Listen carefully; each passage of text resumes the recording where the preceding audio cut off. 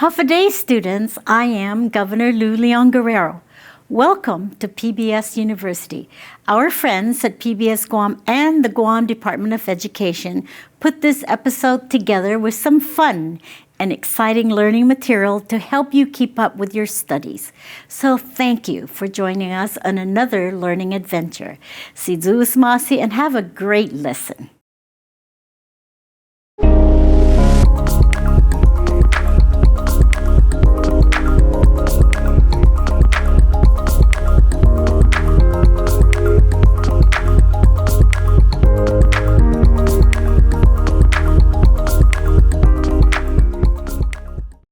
Håfa Day, and welcome to this series about archaeology and ancient sites of the Mariana Islands. These episodes introduce the most current facts and findings from archaeological sites toward clarifying what we know versus what we do not know about how people lived in the islands throughout the last thousands of years. This knowledge can support diverse new discussions, perspectives, and interpretations. I hope that you like this series, and I look forward to learning more together.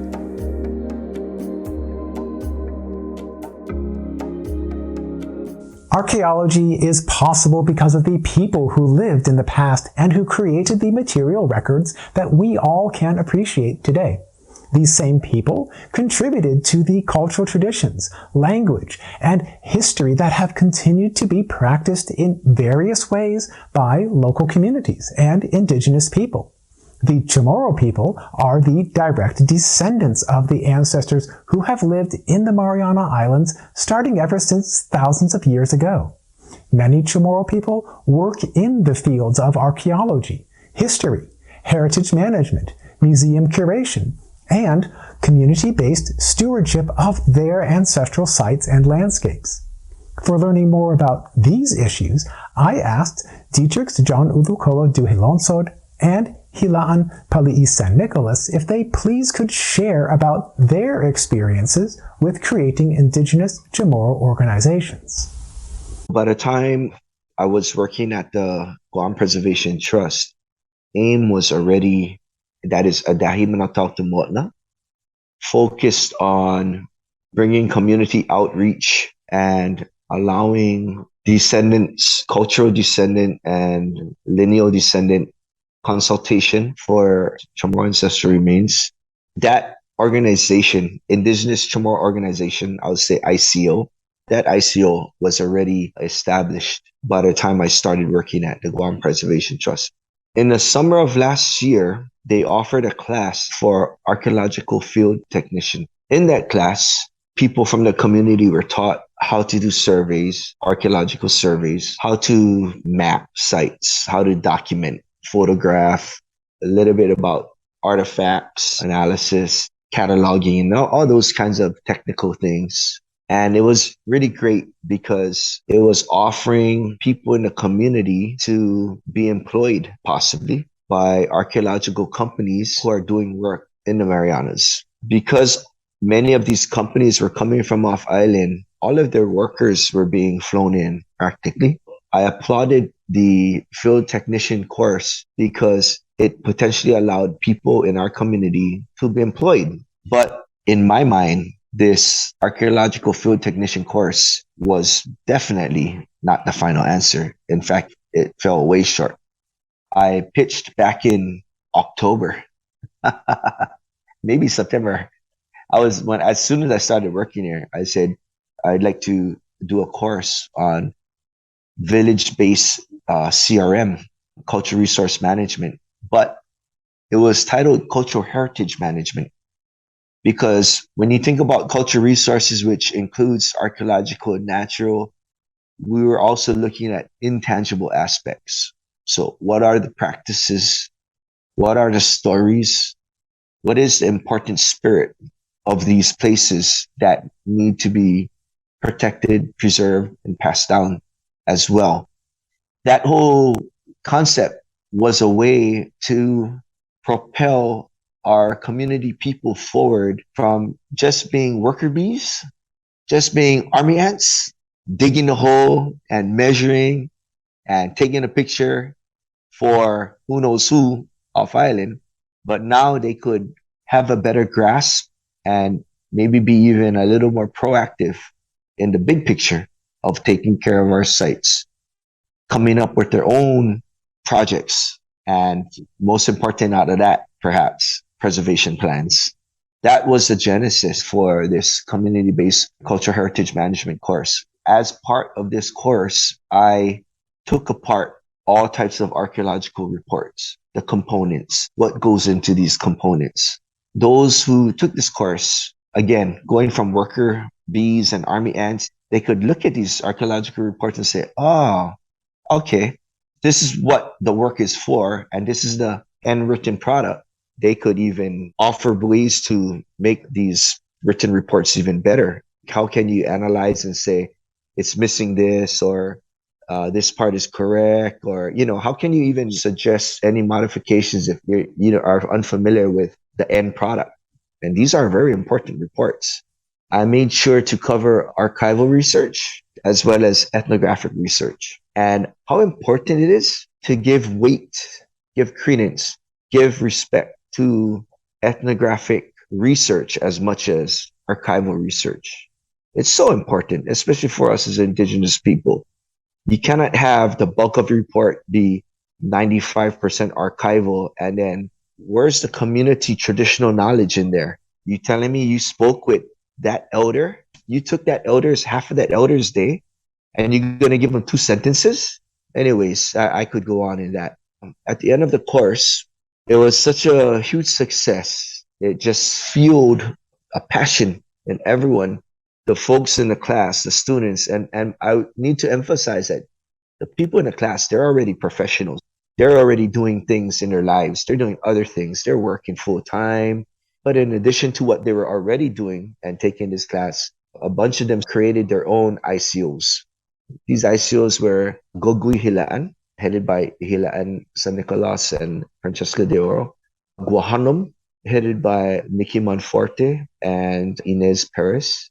Hitalitexan, headed by Maria Hernandez May. And Basu, headed by Royce Palomo Camacho. Together with AIM, Adai Minatautu Motna, we have collective, the Man-a-Adahi Coalition, which translates as the Coalition of Caretakers. We support each other, and we also encourage other people around our islands to create ICOs in their corner of the island and join the Man-a-Adahi Coalition so that we can have village-based stewardship all over our islands. So I think for me, it's been a lifelong journey. Even before my lifetime, I think the stars had aligned for me to be in this field of work and passion. Hila'an, as far back as I can trace, which is 5 generations, has always belonged to my family. My mother's father's father, his name was Juan Palomo D. San Nicolas, and he was born in the late 1800s. He's the first owner that we can track, and that's been made known to me through my family's oral history. His sons and grandsons post-war were actually farming and exporting copra from that area. Their livelihood depended on that place. The next 2 generations later, my father actually was a Chamorro rights advocate in the 90s and early 2000s with the Nation Chamorro. And as an act of his expression of sovereignty, he actually lived there for several years. And when I was a child, I was fortunate enough to catch the back end of his living there. And I got to actually live there with him as well, learning the language and being immersed in the land and learning farming and fishing and encountering artifacts. So it was really innate for me. It's part of my upbringing since, very early time and very formative time in my life. After high school, I took it upon myself to start returning to Hila'an habitually and familiarizing myself as an adult with the land there and the Lati sites. I had noticed that the Lati sites were becoming very overgrown and harder to find. So I got a bunch of my friends together, and with the highest and utmost sense of sensitivity and our awareness and consciousness levels at the time, we tried to remove all the overgrowth in the Lati sites to try and preserve them so that the roots wouldn't break the stones apart and make them harder and harder to identify. We've been doing that about 10 years now, my friends and I. Fate would have it that Ulokoa did the cultural heritage management class, and he and I were acquaintances at that time, doing cultural work and having mutual acquaintances. It just all aligned, and I took his class and gained more insight and more knowledge on how to better manage the cultural site. Not just the physical aspect of it, but also the ethnographic research and the archival research aspects of it. And I think that was highly beneficial in that it would create a more complete balance to the preservation efforts that I'm trying to engage in. That ultimately led to me, with his assistance and guidance, establishing the ICO Gogwi Hila'an, which is aimed at preserving the cultural site there, the archaeological wealth of knowledge and wisdom still living there, and trying to find different ways to preserve it and protect it from development that could potentially threaten that resource. So yeah, that's the condensed version. Glad to be able to share. Thank you. Yeah, growing up speaking Chamorro in the jungle, I'd like to say that the Chamorro language is a pre-programmed worldview, and there are things in the language that influence the way you see everything around you. When the things around you reflect the language that you speak, I guess it's enforced a lot stronger, and the connections that you make are a lot deeper. Even now, looking back, I feel like I was an ancient Chamorro, cultivating the same land, fishing the same waters. We would drink from the springs. When we wouldn't have water, we collected rainwater to shower ourselves. We even dressed in traditional attire. We wore the sadi, the loincloth. Is an amazing, profound experience that I can't even begin to put into words. I understood, and I was able to realize that it was truly special, and that, it's not something that was common. I'd like everybody to understand that we all, as Chamorros, all up and down the Marianas, have a huge stake in the protection of Hila'an village, because here on Guam, it is one of the last northern coastal Lati period villages that is accessible to the public. The Tekjan is a great example as well, but as soon as the firing range opens up, the Tekjan will be inaccessible to the public.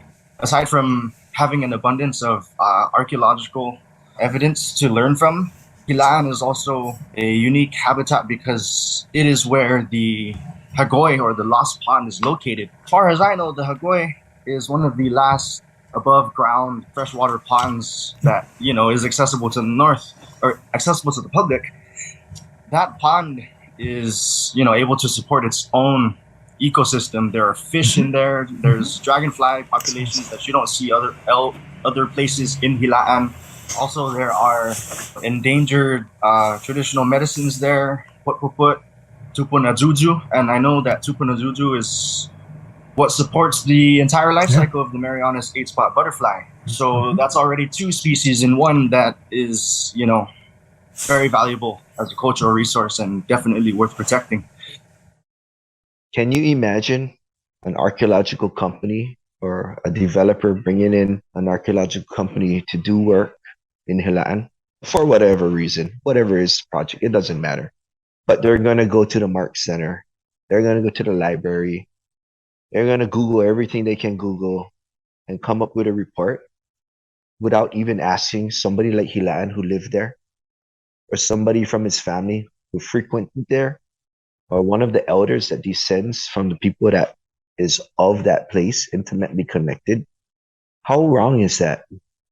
How wrong is that to exclude their voice for whatever reason? For those doing work on Guam and throughout the Marianas, a lot of them have done work already in other places, and in these other places, as a result of 106 consultation and other types of mandated consultations, they're required to consult with the people of that land, of that area. It's required. It's commonplace. People know. But yet, you come to Guam, you come to the Marianas, and it's not done. What's the excuse?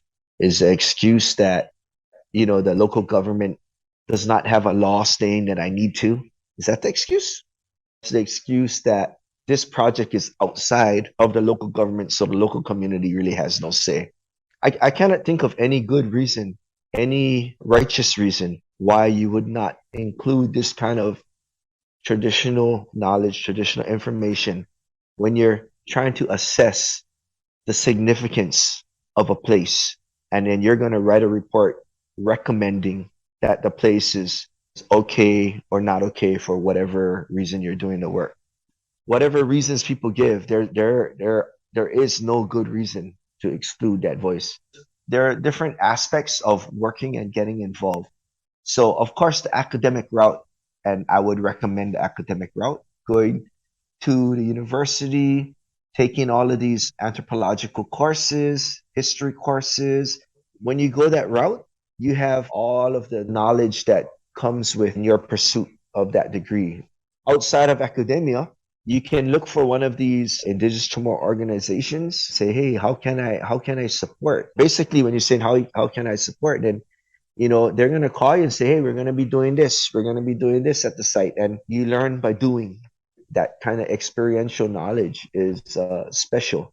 You're also interacting with other people, especially elders and cultural practitioners who are familiar with the site. And you learn so many more things that you might not learn in your Archaeology 101 class or Anthropology 101. I cannot offer too much in regards to developing a professional career, but as far as the grassroots efforts go, I'm well versed. So in my personal experience in the past, if anybody comes to me and asks those kinds of questions, my automatic go-to thing is, hey, come with me. Let's go to the jungle. I will be your personal guide. And that way, I can ensure that at least I'm doing my best personally to, teach them the protocol, cultural and archaeological, how to interact with the land, the plants, the artifacts, how to behave when you're in these sacred spaces. In the last 10 years, I've brought dozens and dozens of people down to Hila'an just to get them to connect with the land. It's been Chamorros born and raised on Guam who have never even heard of Lost Pond. And it's been Chamorros born and raised in the States who have heard about it all their lives and never got the opportunity until they came to Guam for the first time. Just recently, I was part of a collective of artists from the States and from Guam who had been working together for 2 years. And the culmination of our art project involved actually everybody doing sort of like a pilgrimage down to Hila'an, where we set up a ceremonial space at one of the Lati sites, and we did chants and prayers and made offerings. And it was really, really significant to some people, like to everybody, Some of them had been in the States for 20 plus years, 15 years, and for them to come back home and experience it in a way that they had never experienced it before, because even when they left 20 years ago, their cultural awareness and of themselves and their identity as a Chamorro person wasn't what it is today. And so when they come back home and they're hungry and thirsty for that knowledge and that wisdom and that connection, it's an honor for me personally to connect Chamorros with themselves, their ancestors, where they come from, strengthen their worldview. So yeah, long story short, if somebody asks me how to get involved, my reply usually is, let's go together to the jungle and do some prayers and make some offerings and, sit down and look at Lati stones and talk about them, how they were quarried or harvested or how they were carved, and maybe open a couple coconuts and you drink from the land, so that you can have it integrated into yourself and then ultimately become one. When it comes to knowledge and experience from an indigenous point of view, you need to show that you care. From a Western point of view, you have a right. I have a right to be in kindergarten. I have a right to this education and my every right to do this. And while I'm at it, look at me. I care about the snails, or I care about the reef. So I have a right to be right there in that lagoon because I care about it. From an indigenous point of view, it's not so much your right. You got to press the brake. You have a responsibility. What's your responsibility to that lagoon that you're talking about, or to that Lati site right there? Even though you might have the best intentions, that doesn't give you automatic access. That's where things go upside down for us in the Marianas and for us in the indigenous world, in the olden days, you made sure you fish where your village fishing grounds was at. You had to ask permission. And if nobody was living there, you asked their ancestral spirits, the Toktumotna, there for permission. You respect. You don't have automatic access rights because, well, I know how to fish in a good way and I'm not going to take everything. Yeah, but is that your place? So you ask permission.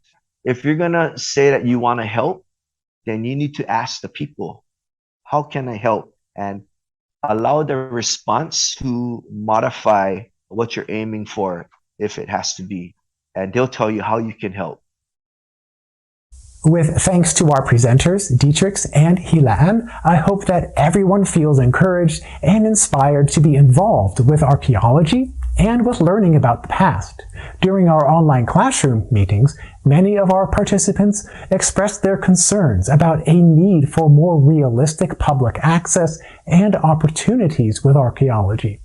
I asked Hila'an if he please could elaborate about these aspects. My name is Hila'an Nicolas. I am a descendant of the original landowners of the Hila'an Lati village in the northern west coast of Guam. I have spent practically my whole life there, living there as a child, and then returning throughout my life to fish and farm, touching down on the point that you don't need development to study archaeology. I think one of the best ways to, practice that is to just immerse yourself in the land. But also, at the same time as you do that, you have to consider and respect cultural protocols as well as archaeological protocols. Don't leave anything behind but footprints, right? Like they like to say. But in my personal experience, I've spent a lot of time among the Lati down there. My friends, my family, and myself, we like to frequent the area and remove the overgrowth that is threatening the Lati sites. And in doing so, we encounter a lot of remains of material culture. And we notice occurrences in the shapes of tools and objects that are similar with each other. And from that, we can ascertain that they had a similar purpose or performed in a similar way or a similar function. When we find enough examples of that scattered throughout a large enough area, each example provides context for the next example and hints and clues, but also raises just as many questions. We just move about these spaces in a very conscious way in respect to the ancestors, the land, and the material data that is to be gained. There is a lot of benefit that can be brought forth for the people and for the culture and for future development, if anything, if it comes to that. I just want to thank you all for having me here today and giving me the time to share a little bit about my experience.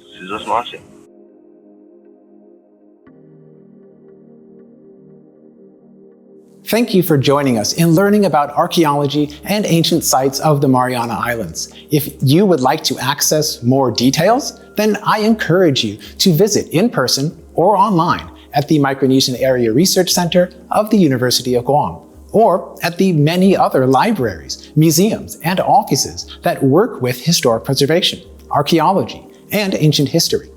Thank you again for watching this program. I hope that you will continue to explore and discover more.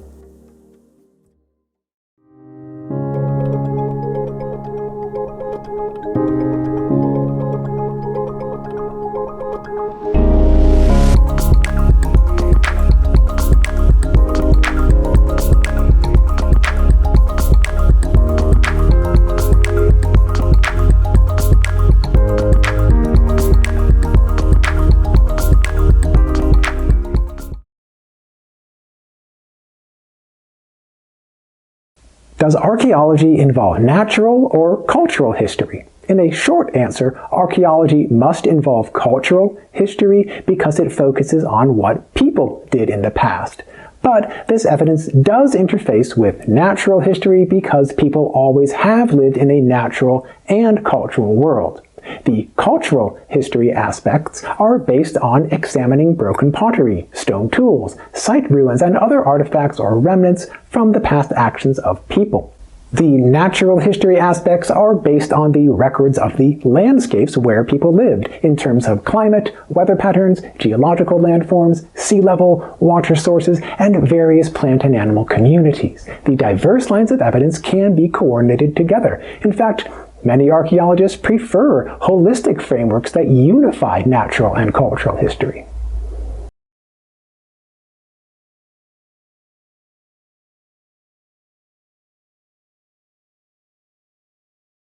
I'm Josh Tenorio, your Lieutenant Governor.